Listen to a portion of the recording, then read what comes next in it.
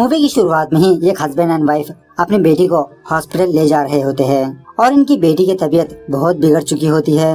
वो लड़की आईसीयू में जाते जाते अपने भाई को याद करती है। दूसरे सीन में एक बंदे का इंट्रोडक्शन होता है। इसका नाम है माधव और माधव फिलहाल दुबई में एक छोटी सी जॉब कर रहा होता है। तभी माधव के घर वाले माधव को फोन करके ये बताते हैं कि इसकी बहन मर चुकी है, इसे इंडिया वापस आना होगा। यह सुनने के बाद बेचारा माधव बहुत दुखी होने लगता है और ये फौरन इंडिया को निकल जाता है। इस तरह से सीन फ्लैशबैक में जाने लगता है।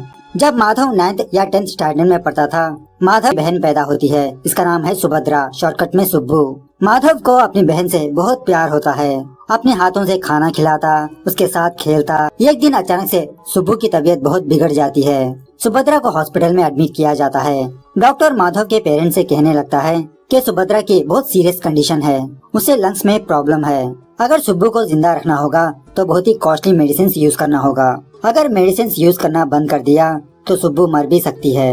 ये सुनने के बाद माधव के माँ बाप बहुत अपसेट हो जाते हैं। उसके बाद माधव का फादर अपने पास जो प्रॉपर्टीज होती है उसे बेचकर वो सुब्बू के लिए दवाइयाँ खरीदने लगता है। ऐसे ही कुछ दिन गुजरने के बाद पैसे खत्म हो जाते हैं। वो दूसरों के पास कर्जा लेना शुरू कर देता है। इसी दरमियान माधव घर घर जाकर न्यूज़पेपर्स डालने का काम करता है। वो पैसे लगाकर अपने फादर को देते रहता है। एक दिन एक बंदा माधव के फादर से दुबई के जॉब्स के बारे में बात करता है कि आजकल दुबई में कंस्ट्रक्शन का काम जोरों शोरों से है, तुम अपने बेटे को दुबई भेज दो और कितने लोगों के पास कर्जा करोगे। ये बातें माधव सुन रहा होता है। बेचारा माधव ये सोच के दुखी होने लगता है कि शायद इसका फादर इसको दुबई भेज देगा, ये अपने फैमिली से दूर होगा। एक दिन माधव अपने स्कूल आकर अपनी गर्लफ्रेंड, जिसका नाम होता है राधा, उससे यही बात कहने लगता है कि मैं कल से स्कूल नहीं आऊँगा, मेरे पापा मुझे दुबई भेजने वाले हैं, क्या तुम मुझे याद रखोगी। खैर, जब से लेते हुए माधव अपने फैमिली पर बहुत गुस्सा होता है क्योंकि इसके फादर ने इसकी राय नहीं पूछी। इसके करियर के बारे में बिना सोचे समझे इसको दुबई भेज दिया। दुबई में भी माधव अपने फैमिली मेंबर से फोन में इसी तरह से बात भी नहीं किया करता था। बहुत सालों बाद माधव अपने घर आता है अपनी बहन की मौत की खबर सुनने के बाद, और अभी भी माधव अपने फैमिली मेंबर से बहुत गुस्सा होता है। यहाँ आने के बाद माधव सुब्बू की लाश देखकर बहुत रोने लगता है। अंत्यक्रिया वगैरह होने के बाद माधव अपनी बहन के कमरे में जाता है। सुब्बू की फोटो देखकर माधव ये सोचने लगता है कि इसने एक दिन भी हंसी खुशी अपनी बहन के साथ दिन नहीं गुजारा, ये दोनों कभी भी साथ में बाहर नहीं घूमे। खैर, एक दिन माधव को दुबई से कॉल आता है। दुबई वाले माधव को वापस दुबई बुलाने लगते हैं। इसी रास्ते के दौरान माधव राधा को देखता है। दूसरे दिन जब माधव अपने स्कूल में होता है, राधा माधव से मिलने के लिए आती है। माधव को फौरन गले लगा लेती है। माधव ये सोच के खुश होने लगता है कि राधा ने इसको अभी तक याद किया, इसके लिए वेट करती थी। धीरे धीरे इन दोनों की मुलाकातें बढ़ने लगती है, लेकिन बाद में पता चलता है कि ये सब माधव का एक इमेजिनेशन था। हालांकि राधा माधव को देख के चुपचाप चली जाती है। खैर, डिनर करते वक्त माधव अपने माँ बाप से यही कहने लगता है कि इसे जल्द से जल्द दुबई लौटना होगा। माधव की माँ माधव से कहने लगती है, अब तुमको दुबई जाने की क्या जरूरत है, अब हमको इतने पैसों की जरूरत नहीं है, यहीं पर तुम छोटी मोटी जॉब ढूंढ लो। माधव गुस्से में आकर अपने माँ बाप से कहने लगता है, हर चीज हमारे हिसाब से नहीं होती, मैं वहाँ पर मालिक नहीं हूँ, छोटी सी जॉब है मेरी वहाँ पर। ऐसा कहते हुए माधव बिना खाना खाए वहाँ से उठ के चला जाता है और उस वक्त माधव डाइनिंग टेबल पर भी नहीं बैठा होता। खैर, माधव अपसेट होने की वजह से माधव गराज में की एक छोटी सी वैन लेकर बाहर आता है। यहाँ आने के बाद भी माधव अपनी बहन को बहुत मिस करते रहता है और इसी तरह अपनी लाइफ को भी, कि माधव अपनी सारी जिंदगी पैसे कमाकर अपनी फैमिली को भेजता रहा। फाइनली क्या हुआ, इसकी बहन मर गई। खैर, जब माधव अपनी वैन लेकर वहाँ से जा रहा होता है, उसी वैन में बैक सीट में माधव को एक परछाई नजर आती है। इसे देखने के लिए जब माधव उस वैन से नीचे उतरता है, बेचारे को चक्कर आ जाती है, ये नीचे गिर जाता है। खैर, दूसरे दिन माधव दोबारा उस वैन के पास जाता है। उस वैन के पास जाने के बाद माधव को इसकी बहन सुभद्रा नजर आती है। ये देखकर इसके तो होश ही उड़ जाते हैं। जब माधव डर के वहाँ से जा रहा होता है, सुब्बू माधव को, हे ब्रो रुको तो जरा। ये सुनने के बाद माधव सोचने लगता है कि सब कुछ इसका वहम है, लेकिन सुब्बू दोबारा माधव को आवाज लगाती है। माधव सुब्बू से सवाल करने लगता है कि कौन हो तुम। सुब्बू कहने लगती है, क्या ब्रो, मैं हूँ तुम्हारी बहन सुभद्रा। माधव कहने लगता है कि मेरी बहन तो मर चुकी है, इसके बावजूद भी तुम मुझे नजर आ रही हो, इसका मतलब क्या तुम भूत हो। सुब्बू कहने लगती है, ब्रो मैं भूत हूँ या आत्मा हूँ ये तो मुझे पता नहीं, उस दिन मैं चकराकर नीचे गिर गई थी, उसके बाद मॉम डैड मुझे हॉस्पिटल ले गए, बस वही तक मुझे याद है, और जब मैंने आंखें खोली तो मैं इस वैन में हूँ। यह सुनने के बाद बेचारा माधव भी कंफ्यूजन में रह जाता है, क्या सच में इसको इसकी बहन नजर आ रही है या तो फिर ये इसका इमेजिनेशन है। सुब्बू माधव से कहने लगती है, ब्रो क्या तुम मेरी हेल्प करोगे? माधव कहने लगता है, क्या क्या हेल्प चाहिए तुमको? फिलहाल मुझे अदरक वाली चाय और बिस्किट चाहिए, प्लीज मुझे ला दो, मुझे बहुत भूख लगी है। उसके बाद माधव फौरन अपनी माँ के पास जाकर ये सवाल करने लगता है, क्या मरे हुए लोग हमको दिख सकते हैं? माधव की माँ माधव से कहने लगती है, हाँ अगर मरे हुए लोगों की कोई अधूरी विश होगी तो वो हमारे आसपास ही घूमते रहते हैं। माधव अपनी माँ से पूछता है, क्या सुब्बू की कोई अधूरी विश थी? माधव की माँ कहने लगती है, वो तो मुझे पता नहीं, लेकिन सुब्बू को अदरक की चाय बिस्किट बहुत पसंद था। उसके बाद माधव अपनी माँ से अदरक की चाय और बिस्किट मांगकर सुब्बू के पास जाता है, सुब्बू को देता है। उसके बाद माधव सुब्बू से सवाल करने लगता है, क्या तुम्हारे मन में कोई विश है? अगर विश है तो बोल दो, मैं उस विश को पूरी करूँगा। सुब्बू कहने लगती है, हाँ मुझे एक विश है, लेकिन मैं अभी नहीं बताऊंगी, टाइम आने पर बताऊंगी। माधव कहने लगता है, नहीं तुम अभी के अभी तुम्हारी विश बोलो, मैं तुम्हारी विश पूरी करके मैं दुबई वापस लौट जाऊंगा। सुब्बू कहने लगती है, अरे ब्रो जब से तुम दुबई गए हो मुझसे फोन में इसी तरह से बात नहीं की, तुम व्हाट्सएप यूज नहीं करते और तुम सिर्फ 2 या 3 बार इंडिया आए हो, मेरे साथ टाइम स्पेंड नहीं किया। प्लीज ब्रो अब तो भी हम दोनों एक साथ खुशी से अपनी जिंदगी गुजारेंगे, एक साथ हम जॉली से टाइम स्पेंड करेंगे, हमने जो जो चीजें मिस की है उन सारे चीजों को एक साथ करेंगे। उसी तरह सुब्बू माधव को इस वैन को रीमॉडल करने के लिए कहती है। ये सुनने के बाद माधव गुस्से में आकर उस वैन से बाहर चला जाता है। उसके बाद सुब्बू माधव का टैब लेकर ऑनलाइन में 87,000 की शॉपिंग करती है। बेचारा माधव डिलीवरी बॉय से कहने लगता है कि मैंने इन सारी चीजों का ऑर्डर नहीं किया। डिलीवरी बॉय कहने लगता है, सर बिल तो आपके क्रेडिट कार्ड से ही पे हुआ था। इधर उधर पूछने पर बाद में माधव को ये बात पता चलती है कि ये शॉपिंग सुब्बू ने की है। सुब्बू के पास आकर वो सुब्बू को बहुत डांटने लगता है। सुब्बू कहने लगती है, ब्रो अब तक जो तुमने कमाया वो सारी कमाई मेरे मेडिसिन पर खर्च कर दी, तुमने अपने लिए कुछ भी खर्च नहीं किया, अब तो भी तुम अपने लिए खरीदो, और वैसे भी मैंने ये शॉपिंग मेरे लिए नहीं बल्कि तुम्हारे लिए की है।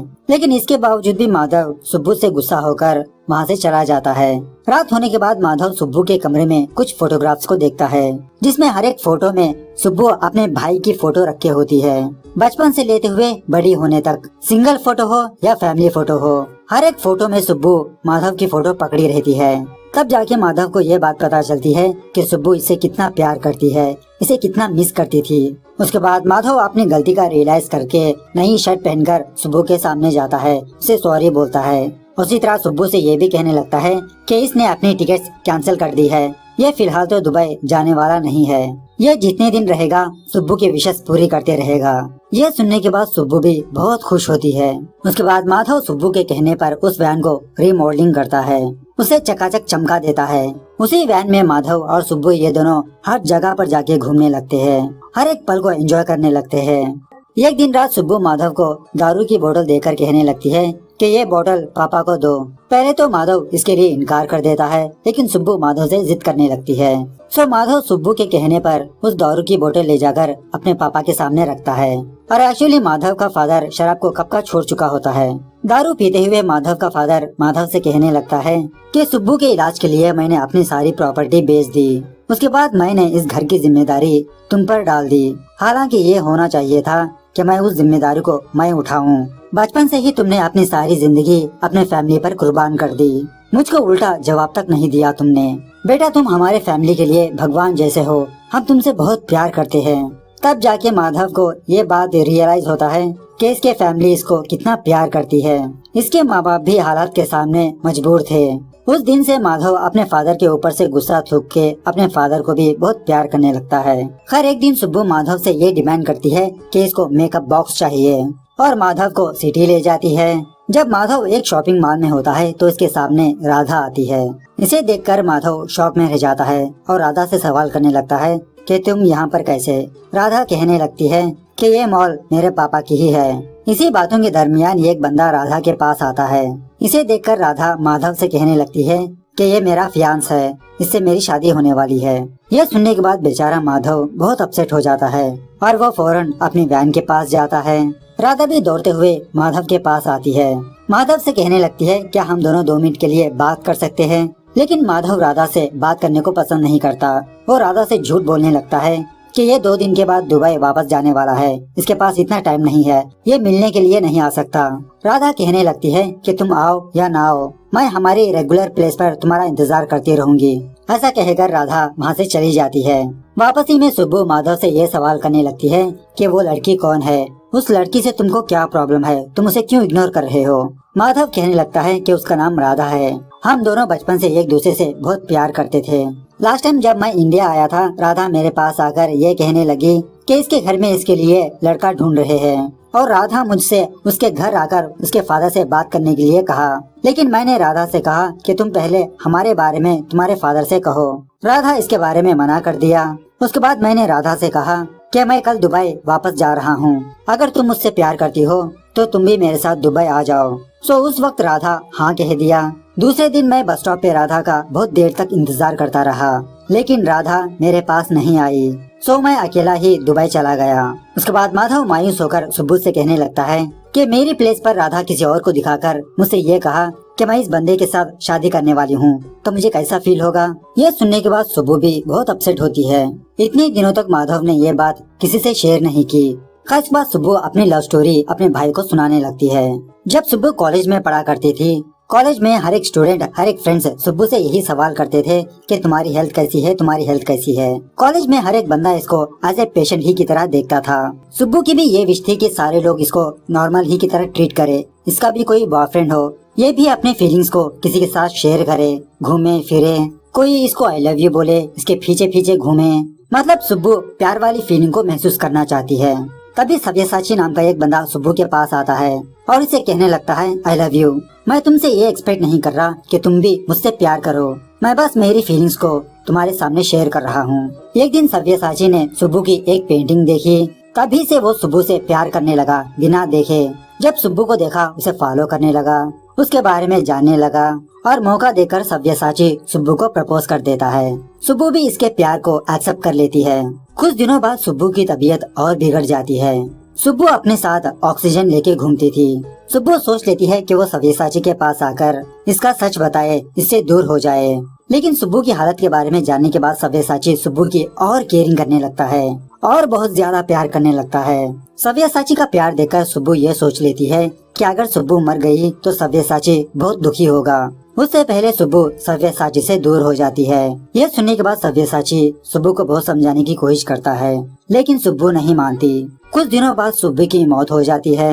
सब्यसाची हर एक सेकंड सुब्बू को मिस करते रहता है। यह बेचारा बहुत रोने लगता है। सुब्बू की कहानी सुनने के बाद माधव भी बहुत दुखी होने लगता है, सुब्बू को दिलासा दिलाने लगता है। उसके बाद सुब्बू माधव को एक लेटर देकर कहने लगती है कि ये लेटर तुम सब्यसाची को दो। तो मौका देकर माधव सब्यसाची को अपने बयान के अंदर बुलाकर उसको सुब्बू का लेटर देता है। सब्यसाची इस लेटर को पढ़ना शुरू करता है। सब्यसाची, अगर तुम ये लेटर पढ़ रहे हो, इसका मतलब मैं इस दुनिया में नहीं हूँ। मैं तुम्हारे सामने साड़ी पहनकर आना चाहती थी, तुम्हारे प्रपोजल को एक्सेप्ट करना चाहती थी, वो खुशी मैं अपने आँखों से देखना चाहती थी। और हाँ सॉरी, मैंने अपने बारे में सोचकर तुमको दूर किया। काश हम दोनों और थोड़ा साथ बिताते, लेकिन तुम दुखी मत हो। मैं जहाँ पर भी रहूँ तुमको फील करती रहूंगी, तुमको टच करती रहूंगी। हमेशा के लिए मैं तुम्हारी यादों में बस जाऊंगी। सुब्बू का ये प्यार देखकर सब्यसाची भी बहुत खुश होता है। माधव के गले लगकर उसे थैंक यू बोलता है। सब्यसाची को खुश हुआ देखकर सुब्बू भी बहुत खुश होती है। उसके बाद वो अपने भाई माधव से कहने लगती है, ब्रो सच्चे प्यार का कभी भी अंत नहीं होता। तुम अपने प्यार को भी एक चांस दे के देखो। एक बार तुम राधा से मिलके बात तो करो। ये सुनने के बाद माधव फौरन राधा से मिलने के लिए अपने फेवरेट प्लेस पर जाता है। राधा माधव से कहने लगती है, उस दिन मैं तुम्हारे साथ आने ही वाली थी, लेकिन सडनली मैं अपने माँ बाप को, अपने घर को कैसे छोड़ के आऊँ। मेरे अंदर उतनी हिम्मत नहीं थी। लेकिन इसका मतलब ये नहीं कि मैं तुमसे प्यार नहीं करती, मैं तुमसे बहुत प्यार करती हूँ। माधव पूछने लगता है कि तुमने तो एंगेजमेंट भी कर ली है, अब क्या बाकी रह गया। राधा कहने लगती है कि मैंने उस रिश्ते को कब का मना कर दिया। और राधा माधव को अपने घर बुलाती है इसके पापा से बात करने के लिए। माधव उसी तरह से राधा के घर जाता है, अपनी और राधा की लव मैटर के बारे में बताने लगता है। और तब तक राधा अपने मम्मी पापा को माधव के बारे में ऑलरेडी बता चुकी होती है। खैर इनके बारे में सुनने के बाद राधा का फादर माधव से कहने लगता है कि तुम तो एक जॉब होल्डर हो, तुम्हारे पास अपना बिजनेस नहीं है और ऊपर से हम दोनों की कैस्ट भी सेम नहीं है। क्या देखकर मैं अपनी बेटी का हाथ तुम्हारे हाथ में दूं? मैं ये शादी नहीं कर सकता। यह सुनने के बाद माधव और राधा ये दोनों अपने हाथ में एक एक गन लेकर राधा के फादर पर पॉइंट आउट करते हैं। सारे गार्ड्स को डरा धमकाकर माधव राधा को लेकर वहाँ से चला जाता है। मतलब राधा का फादर कुछ बड़ा ओहदे वाला होता है। थोड़ी देर बाद राधा का फादर अपने गार्ड्स के साथ माधव के घर आता है। माधव के माँ बाप को डराने धमकाने लगता है। वहाँ पर एक हंगामा खड़ा कर देता है। लेकिन तभी वहाँ पर राधा की माँ आकर अपने हस्बैंड से कहने लगती है कि मेरी बेटी ने इतने सालों बाद एक विश की है, हमें हमारी बेटी की विश पूरी करनी चाहिए। अरे पैसा क्या है, आज है कल नहीं। जब तुम्हारी शादी मुझसे हुई थी क्या तुम्हारे पास इतना पैसा था, इतना ओहदा था?